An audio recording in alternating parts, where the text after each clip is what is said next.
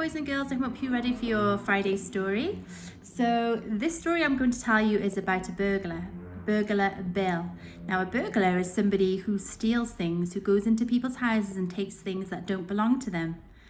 But this burglar has a bit of a funny surprise. I hope you enjoy the story. Burglar Bill by Janet and Alan Alberg. Burglar Bill lives by himself in a tall house full of stolen property. Every night he has stolen fish and chips and a cup of stolen tea for supper. Then he swings a big stolen sack over his shoulder and goes off to work stealing things. Every morning, Burglar Bill comes home from work and has stolen toast and marmalade and a cup of stolen coffee for breakfast.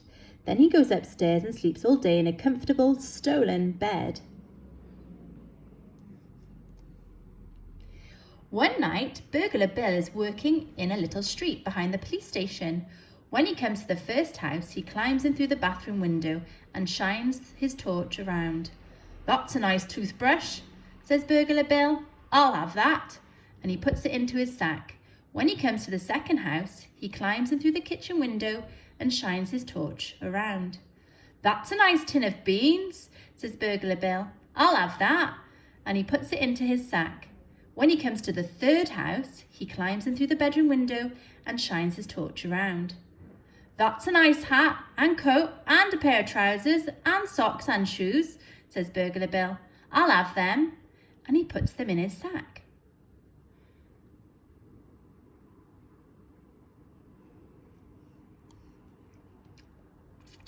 When he comes to the 16th house, he stops. There on the front step is a big brown box with little holes in it. "That's a nice big brown box with little holes in it," says Burglar Bill. "I'll have that." In the distance, the town hall clock strikes 5. "Time to start work," says Burglar Bill. He swings the sack over his shoulder, picks up the box and goes home to have breakfast. After breakfast, Burglar Bill plays with his cat by the fire. Suddenly he hears a noise. "Sounds like a police car," says Burglar Bill. But the noise is coming from the big brown box and it's getting louder. "Sounds like 2 police cars," says Burglar Bill. He creeps up to the box and raises the lid. "Blow me down," he says. "It ain't no car. It's a..." Now what do you think is in the box?